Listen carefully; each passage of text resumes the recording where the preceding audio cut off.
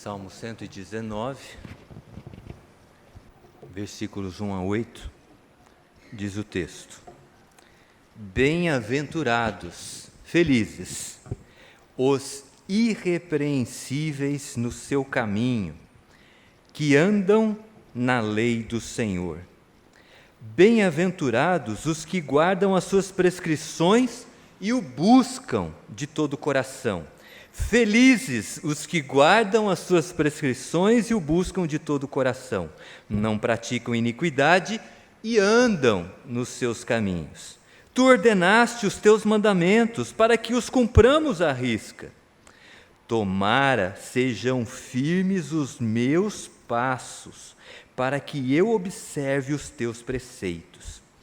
Então não terei de que me envergonhar quando considerarem todos os teus mandamentos. Render-te-ei graças com integridade de coração, quando tiver aprendido os teus retos juízos. Cumprirei os teus decretos. Não me desampares jamais. Oremos. Senhor, queremos te agradecer pela possibilidade de estarmos em tua casa, meditando na tua palavra, neste último dia do ano. Queremos te pedir que, pela tua misericórdia e ação do teu Espírito, o Senhor aplique as verdades da tua palavra à nossa mente, que a compreendamos, e essa compreensão desça também para o nosso coração, para que amemos as tuas verdades e vivamos essas verdades no nosso dia a dia. Apesar de mim, ó Deus, abençoa este momento e glorifica o teu nome, porque é em nome de Jesus que nós oramos. Amém. O Salmo 119 é o maior capítulo da Bíblia. Você sabe quantos versículos tem o Salmo 119? Sem correr, rapidinho aí na Bíblia para você ver. Sem correr. São 176 capítulos. Versículos.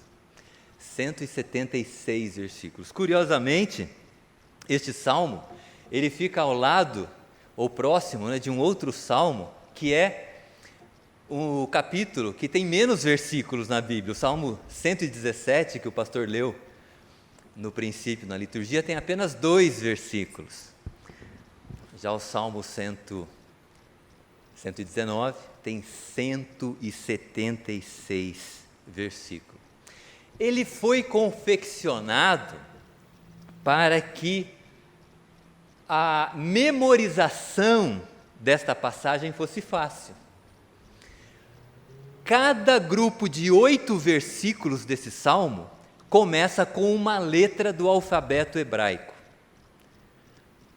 Os primeiros 8 versículos começam com o Aleph, os 8 versículos seguintes com o Bet, os 8 versículos seguintes com Gimel, Dalet, e assim por diante, até o final do alfabeto hebraico. Cada 8 versículos com uma letra do alfabeto hebraico. Como são 22 letras que compõem o alfabeto hebraico, 22 vezes 8... Quanto? 176. Muito bem. 176. Sônia já fez aí o cálculo rapidinho. O número de versículos deste salmo, né?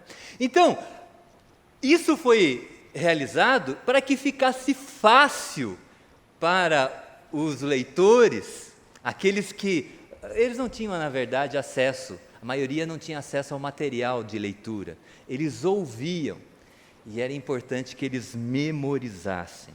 Então, diante disso, nós percebemos, nós já podemos assim aprender que a palavra de Deus, ela foi feita, meus irmãos e minhas irmãs, para ser memorizada.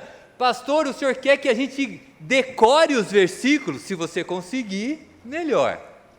Mas a ideia é que quando você ler as Escrituras, você precisa não somente dar uma leitura rápida, eu já li hoje a Bíblia, não, precisa meditar no texto, você lê o texto e reflete sobre esse texto. Como esse texto pode ser aplicado à minha vida? Muitas vezes, nós lemos uma passagem e nós não vinculamos a nossa situação àquela passagem. Mas você guarda aquela passagem. Eu lembro que há muito tempo atrás, eu não me lembro o nome do autor, ele disse assim, que a palavra de Deus é como a poupança, aplicação em conta poupança. Essa frase é antiga, né? Já está desatualizada. Hoje quase ninguém, se você tem uma sobra de dinheiro, raramente a gente aplica na conta poupança. Procura outros investimentos que são tão seguros quanto a poupança e são mais rentáveis. Mas a frase ela é antiga, né? Então fala, olha, a palavra de Deus é como você investir na conta poupança. Quando você tem uma sobrinha, você vai lá e aplica na conta poupança, porque quando você precisa do dinheiro, aparece alguma imprevisibilidade ou você quer comprar algum bem, você vai lá na conta e saca. E é assim que acontece também com a palavra de Deus. Você vai lendo, né?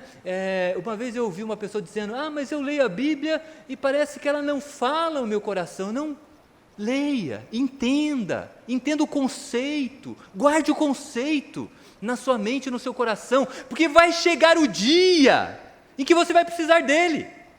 Vai chegar o dia que você vai passar um problema e você vai ter que sacar daquele conceito que você guardou.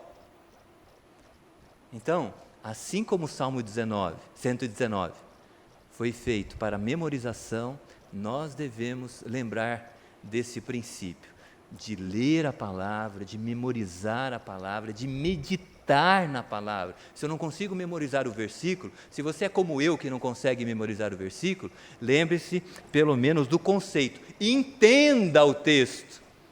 Eu lembro de um professor que eu tive que dizia assim, toda vez que você for ler a Bíblia, esteja com o dicionário do seu lado. Eu lembro que eu tinha um dicionário assim, bem robusto, né? Grandão, o Aurélio. Meu pai assinava a Folha de São Paulo e o jornal estava entregando trechos do dicionário para os leitores. Todo domingo, né, meu pai pagava um valor adicional e vinha um trecho do dicionário Aurélio. E eu fui colecionando, e eu montei o Aurélio, né? Fiquei tão contente, foi meu primeiro dicionário. Tinha dicionários pequenininhos, às vezes eu ia procurar algumas coisas, nem encontrava direito, era tão pequeno, nem conseguia enxergar. Agora o Aurélio que eu colecionei, aí ficou grandão. Mas hoje em dia, a gente nem precisa, né, do dicionário físico, a gente vê no celular, coloca lá no Google, coloca a palavra, é tão fácil. Mas às vezes é necessário ter um dicionário do lado para a gente entender o texto, porque não é só ler, é ler e memorizar, guardar na poupança, para quando necessário a gente resgatar. A autoria deste salmo, ela não é conhecida, não sabemos quem o escreveu. Muitos o atribuem a Davi, o rei Davi.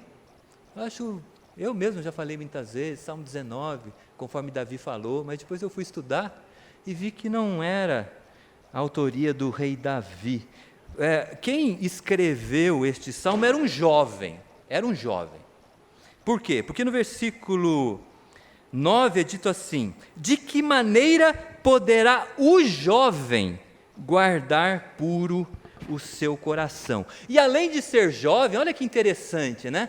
Era um jovem que tinha uma devoção pela palavra de Deus, tinha um amor pelas Escrituras, porque ele fala lá no versículo 97, quanto amo a tua lei, é a minha meditação todo dia. No versículo 103 ele diz, quão doces são as tuas palavras ao meu paladar, mais que o mel à minha boca. O salmista aqui, ele amava as Escrituras, por isso ele compôs esse salmo, e o tema desse salmo, até o escritor, se você verificar aqui no título da sua Bíblia, ele escreveu assim, a excelência da palavra divina. A Bíblia ela é excelente, ela é relevante, ela tem uma proeminência, ela tem uma qualidade superior. Essa é a ideia de todo o Salmo. Mas aqui, especificamente, na oitava que nós lemos, nos 8 primeiros versículos que nós lemos, o salmista, ele fala acerca da felicidade. E ele fala que a felicidade é algo que está relacionado à palavra de Deus. Porque ele diz aqui, né? Felizes os irrepreensíveis, bem-aventurados, são felizes os irrepreensíveis no seu caminho, que andam na lei do Senhor. Olha como ele associa a bem-aventurança, a felicidade, à lei de Deus. Verso 2: bem-aventurados os que guardam as suas prescrições, os mandamentos do Senhor, e o buscam de todo o coração. Então veja, o salmista, ele está associando a felicidade à palavra de Deus. Amanhã nós começaremos um novo ano, e se eu fizesse uma enquete para as pessoas sobre o que as pessoas desejam para 2024, muitos de nós falaríamos assim, coisas específicas. Eu quero mudar os meus hábitos, quero fazer mais exercício. Outro ia dizer, eu quero mudar de emprego, eu quero subir lá na empresa, eu quero trocar o carro, eu quero comprar uma casa. Enfim, cada um ia ter algo específico para falar, mas em termos gerais, o que todos nós desejamos para 2024 é sermos felizes. Nós desejamos ser felizes. E é exatamente esse o tema dessa nossa oitava, desses 8 primeiros versículos que nós estamos meditando nesta manhã. Irmãos e irmãs, há muitas dicas interessantes, sobre a felicidade, muitas orientações, são dadas por filósofos, terapeutas, conselheiros. Eu estava lendo alguma coisa nesse sentido e eu anotei algumas coisas, dicas para sermos felizes, em 24. E ele dizia assim, um filósofo, se você quer ser feliz, você não pode ter remorso no seu coração, remorso em relação ao passado.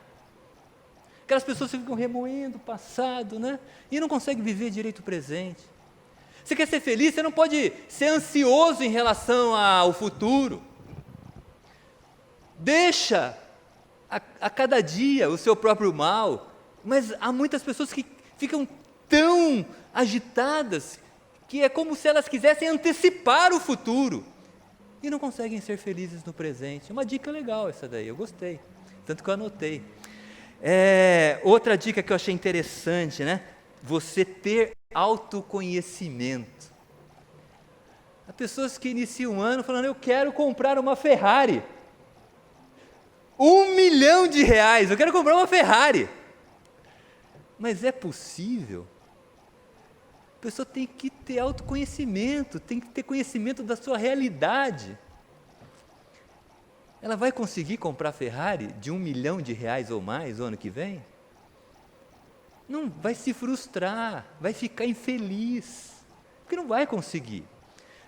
É bom nós termos sonhos, é bom sonharmos, mas sonhos factíveis, Não posso comprar a Ferrari, mas eu posso comprar uma bicicleta, que vai me levar e trazer para a igreja, Dona Mimi, só falta isso para ela chegar na igreja mais rápido, vir de bicicleta, Dona Mimi?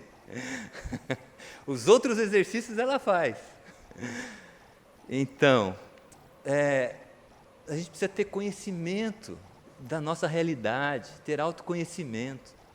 Nós precisamos valorizar os relacionamentos, buscarmos estar juntos com outras pessoas, mas ao mesmo tempo, eu achei interessante uma fala aqui que diz que a gente precisa também saber ficar só, para refletir, para obter outros conhecimentos. Então a gente precisa sempre saber estarmos juntos com as pessoas, mas também termos momentos de solicitude. Não é solidão, você não vai ser solitário, não. Você pontualmente, você decide ficar um pouco, olha, eu quero um tempo para mim, um tempo para eu fazer uma leitura, um tempo para eu refletir sobre algumas coisas, fazer uma coisa para mim, né? Então, esses movimentos são importantes, relacionamento, solicitude, né? Você saber ficar só também, em alguns instantes, para reflexão. Todas essas ideias são importantes, só que o salmista, ele fala de uma felicidade que eu entendo ser superior. Sabe por quê?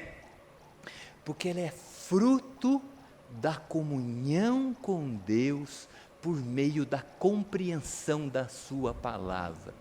E essa comunhão com Deus por meio da palavra permite que nós experimentemos a felicidade e a alegria mesmo nos momentos difíceis.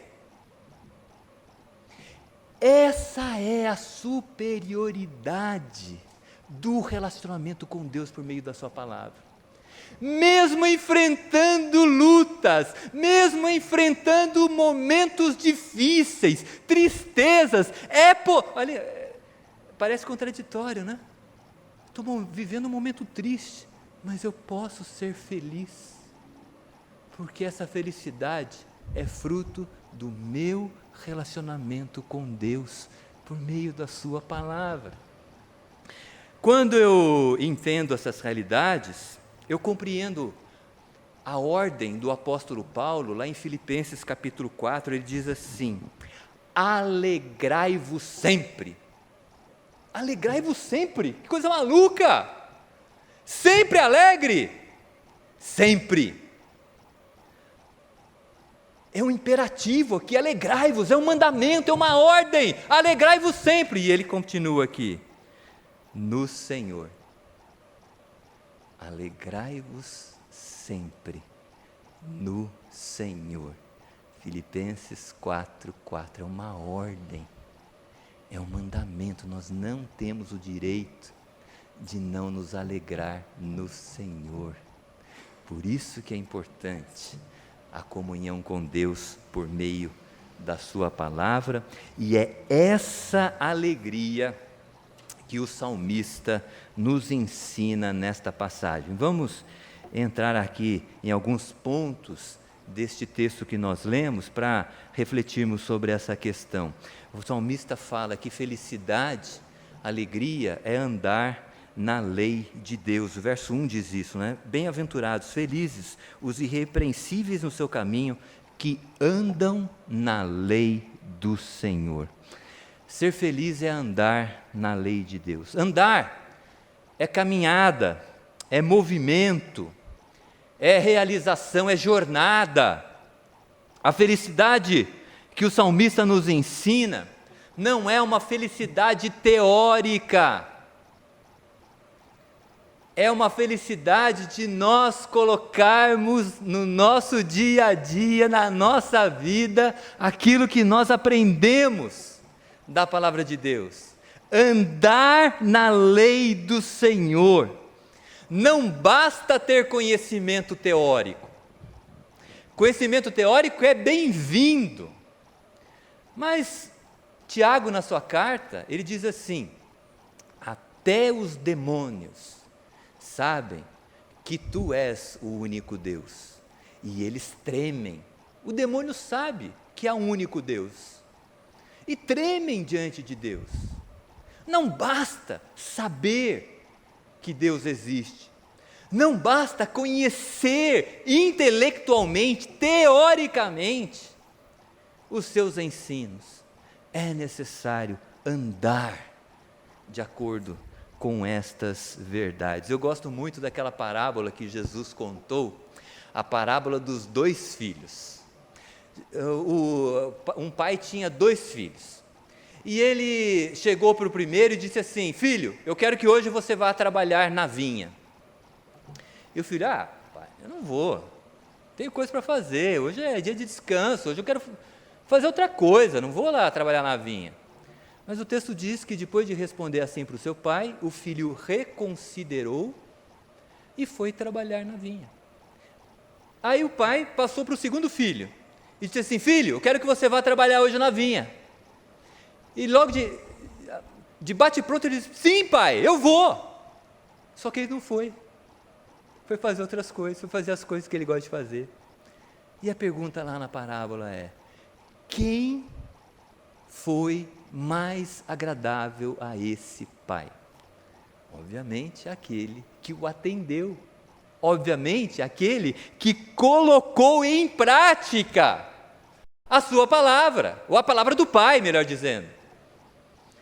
Então, ser feliz tem a ver com colocarmos na nossa vida aquilo que temos aprendido do Senhor, aquilo que temos aprendido na palavra de Deus. Há uma outra passagem nas Escrituras, a passagem do jovem rico.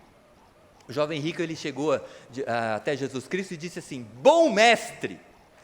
Mas Jesus, que é Deus, né, filho de Deus, ele conhece os corações, ele viu que aquele jovem o via somente como um mestre humano, mais um rabino.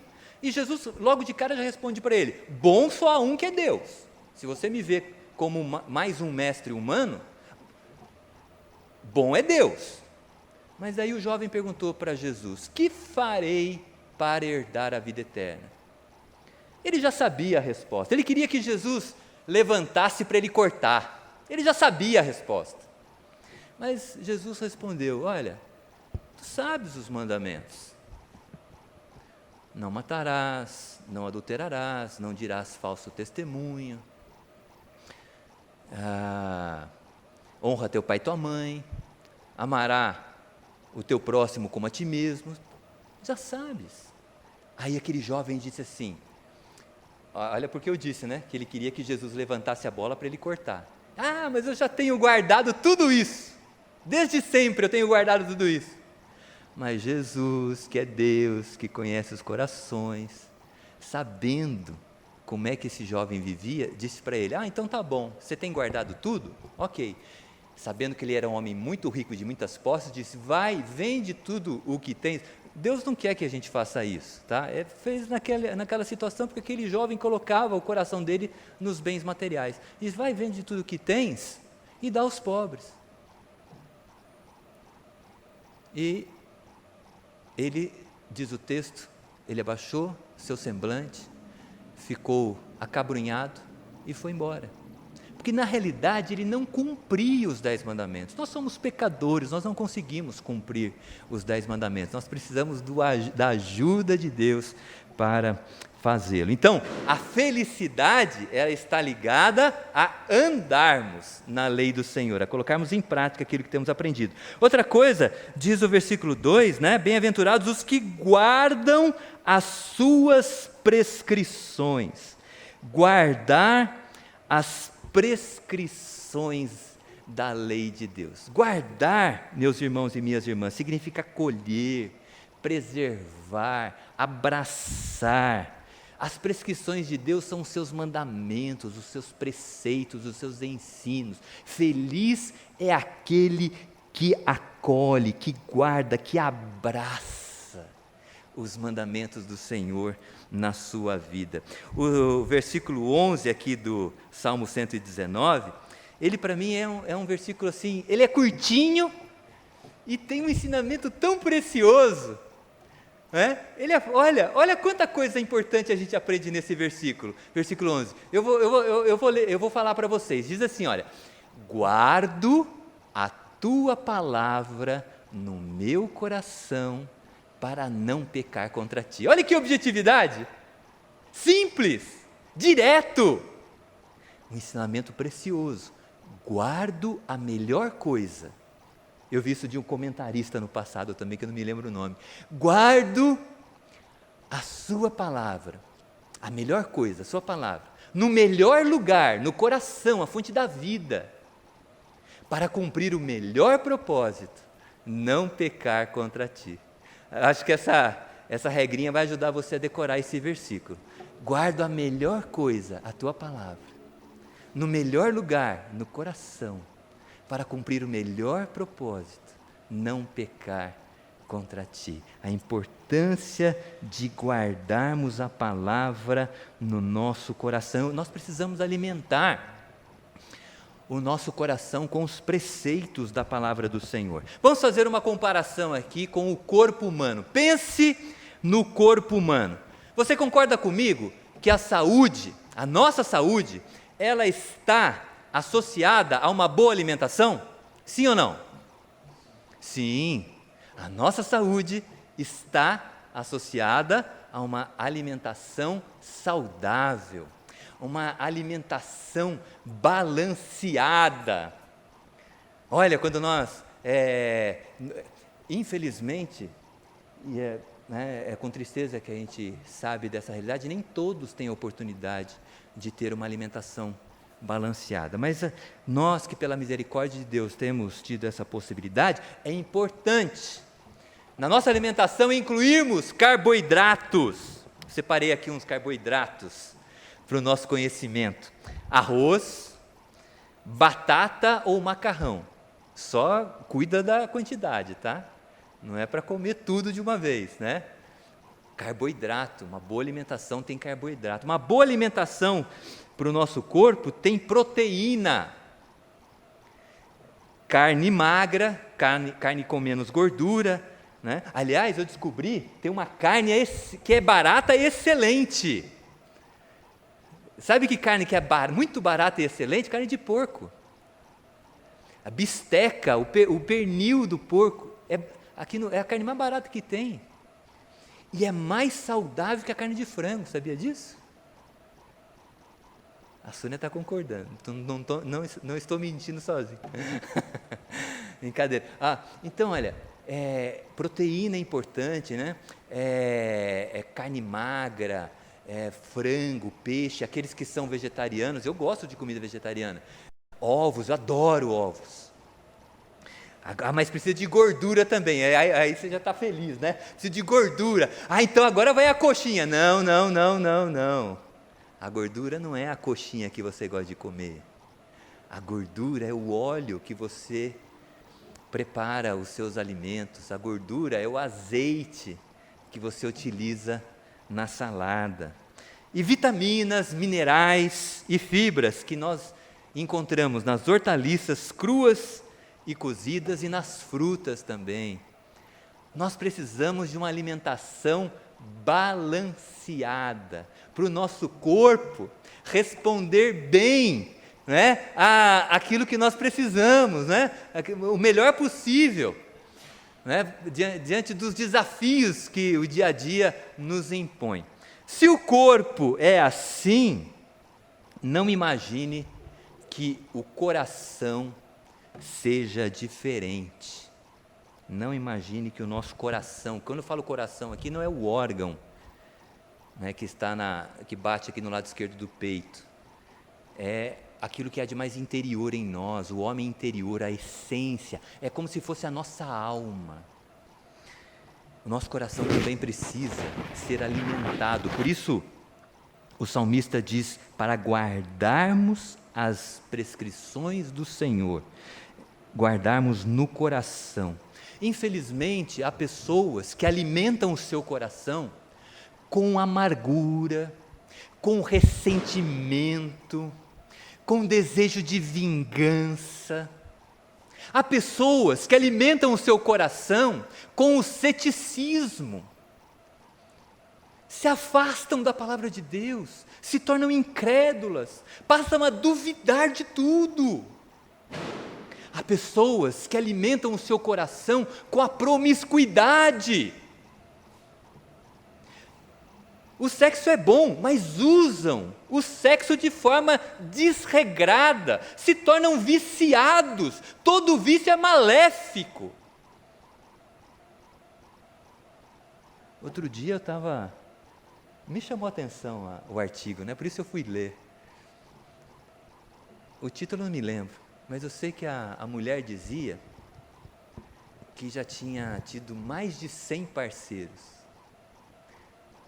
E que ela já havia ficado mais de 18 horas fazendo sexo.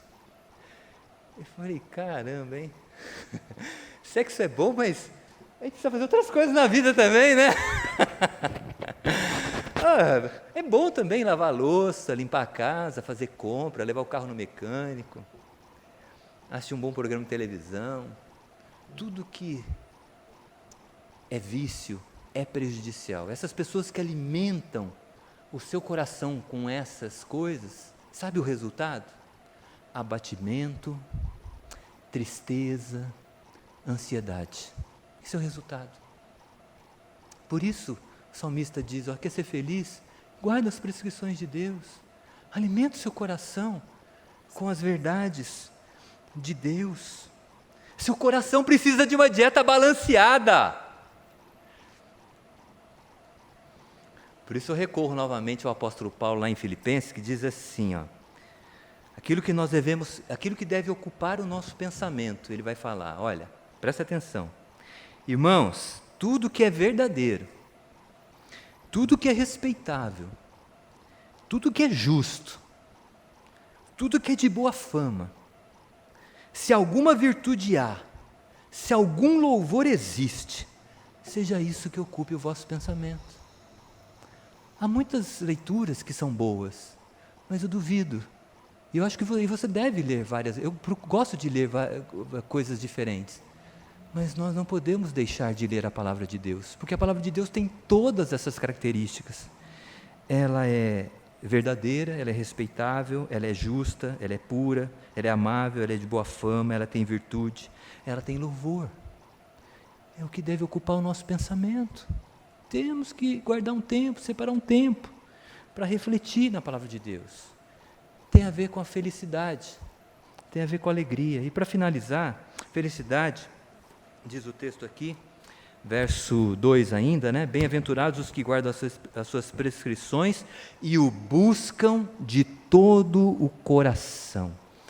Felicidade também está relacionada a buscar Deus de todo o coração. O que é buscar de todo o coração? Buscar de todo o coração é buscar com prazer. Eu tenho certeza que você sabe o que é obediência por obrigação e obediência por prazer. Você conhece essa diferença, não conhece? Tenho certeza. Obedecer por obrigação e obedecer com prazer. Eu me lembro que, quando eu tinha as provas de química, era um horror para mim. Eu tinha que estudar, mas ver aqueles elementos químicos lá, pastor, misturando aqueles elementos, tinha aquela equação que você misturava os elementos e você tinha que descobrir o terceiro elemento que surgia daquela mistura. Havia aquelas transformações químicas e surgia um terceiro elemento. Eu não sabia fazer aquilo lá. E tantas outras coisas em química. Era um horror para mim. Agora não me lembro com satisfação do que vou dizer agora, mas eu não era cristão naquela época. Então eu usava de muitos recursos para fazer a prova, se é que você me entende. E eu gostava quando a prova era no inverno, porque eu colocava uma camisa assim de manga comprida, e o meu braço ele estava todo assim, com várias informações, né? Aí o professor virava e eu puxava a camisa e fazia a prova. Eu não era cristão, tá, gente? Depois, quando eu virei cristão, não que eu não fosse tentado a fazer o mesmo, né? Mas Jesus foi me dando graças, né? Eu me lembro que uma vez eu cheguei para a prova sem estudar e falei, hoje eu vou colocar no papel aquilo que eu sei. Eu comentei com os colegas falaram assim, não, pode deixar que eu te ajudo. Não, fica tranquilo, faz a sua prova aí de boa, que eu vou fazer a minha aqui. Aí coloquei assim, que eu imaginei, né? Até que eu tirei uns pontos lá, fiquei contente, deu para recuperar na prova seguinte que eu estudei. Mas, agora, quando eu estudava para geografia, para história, eu amava. Era uma obrigação, ia fazer prova, mas eu amava estudar história. Entender aqueles elos do passado com a nossa realidade, eu achava legal. E geografia, você olhar o mapa, saber onde ficavam os países, as cidades, o relevo, aqueles países que tinham mais cadeia de montanhas, outros eram mais planícies, eu gostava disso tudo. Talvez você não goste, mas percebe a diferença entre obedecer por obrigação e obedecer por prazer. O salmista aqui, quando ele fala que nós devemos buscar a Deus de todo o coração, devemos fazê-lo por prazer. Jesus nos deu o exemplo. Jesus disse assim certa vez, falando acerca da sua morte por pecadores como nós, ele disse assim: por isso o Pai me ama. Olha o que ele diz. Por isso o Pai me ama, porque eu dou a minha vida para retomá-la. Ninguém a tira de mim, eu a dou espontaneamente. João 10, 17 e 18. Jesus, ele entregou-se na cruz, por mim e por você, espontaneamente. O Pai disse: olha, você vai vir para morrer na cruz e pagar o preço do pecado, da condenação de pecadores. Você vai fazer isso. Mas Jesus, ele fala: não vou não. O texto diz: espontaneamente ele se ofereceu. Impressionante. E eu quero ser, diante dessa atitude de Jesus, eu quero ser bem franco com você. Apesar de tudo que Deus já fez por mim, eu quero dizer para você bem francamente, às vezes eu não tenho tanto prazer de buscá-lo. Considerando tudo que Deus já fez por mim, eu deveria ter, assim, vontade absurda de ler a Bíblia. E às vezes eu levanto e não tenho vontade de ler a Bíblia. Eu deveria ter vontade absurda de orar. Mas às vezes eu tenho preguiça de orar. Quero confessar isso a você. Por isso eu gosto muito de uma transição. Para mim a compreensão dessa realidade modificou muito a minha vida, né? Verso 5. O salmista ele faz uma transição aqui. Ele está falando de um modo geral. Olha, felizes os repreensíveis, os que andam na lei do Senhor. Felizes os que guardam suas prescrições. Felizes os que buscam o Senhor de todo o coração. Ele está falando a terceira pessoa do plural. Mas a partir do verso 5 ele começa a falar na primeira pessoa do singular. Aquilo que era geral começa a ser pessoal para ele. E ele diz aqui, ele fala no verso 4, tu ordenaste os teus mandamentos para que cumpramos a risca. Mas no verso 5 ele diz, tomara sejam firmes os meus passos, para que observe os teus preceitos. O que ele está dizendo aqui? E ele começa a falar tudo aqui na primeira pessoa, e no final ele diz assim, Senhor, não me desampare jamais. O que ele está dizendo? Está dizendo, Senhor, eu sou fraco. Eu sei que para ser feliz, eu preciso andar na lei do Senhor. Eu sei que para ser feliz, eu preciso guardar as tuas prescrições. Eu sei que para ser feliz, eu preciso te buscar com prazer. Mas eu sou fraco, eu sou pequeno.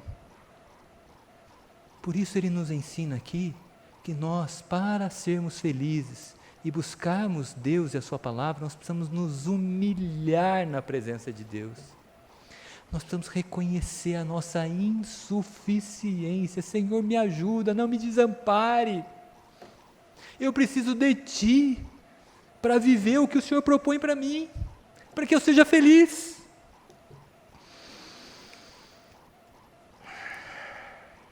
Eu queria encerrar dizendo que, para sermos felizes, inclusive na adversidade, no momento do choro, na dificuldade, nós precisaremos amar a palavra de Deus. Nós precisamos, na verdade, amar, ter devoção pela palavra de Deus. A devoção que estava presente no coração desse jovem que escreveu o Salmo 119. Mas para que a gente tenha esse prazer, para que a gente busque o Senhor de todo o coração, para que a gente ande na sua lei e guarde as suas prescrições, nós precisaremos orar, nos humilhar diante do Senhor, pedindo que Ele nos ajude. Então nós vamos entrar o ano orando, pedindo a Deus que Ele nos ajude a encontrar alegria nas palavras dEle, a termos amor por Ele, por Sua palavra, procurarmos termos condição de viver esta palavra. Eu queria ainda, antes de encerrar, lembrar as palavras de Jesus Cristo. Jesus, ele fala também sobre as Escrituras. Ele diz assim, examinais as Escrituras, porque julgais ter nelas a vida eterna. E de fato, as Escrituras, elas nos falam acerca da vida eterna. E são elas, disse Jesus, são elas mesmas que testificam de mim. Então, quanto mais nós nos envolvermos com a palavra de Deus, mais nós amarmos a palavra de Deus, nós vamos conhecer mais de Jesus. Conheceremos mais acerca da fé salvadora de Jesus Cristo. Mas nós conheceremos acerca da fé para sermos fortalecidos. Para sermos fortalecidos e seguirmos a nossa jornada como cristãos neste mundo. Nós não precisamos de fé somente para ser salvos. Nós precisamos de fé para viver o cristianismo. Então, que Deus nos ajude no próximo ano a amar a palavra, a aprender, lendo a palavra, acerca do amor de Deus por nós. Deus não poupou o seu Filho por amor de nós. Quanto mais nós amarmos a palavra, estudarmos esta palavra, compreendermos o amor de Deus, nós seremos desafiados a amar como Deus nos amou. Nós seremos desafiados a confiar nele, a ter a esperança em Jesus Cristo, a sabermos que não há nada, nem a morte, que possa nos separar do seu amor. Que Deus nos ajude, a amar a sua palavra. Que o nosso desejo, meu, do pastor Roy, da direção desta igreja, é que o ano de 2024 seja feliz para todos vocês, para todos nós. Deus nos abençoe.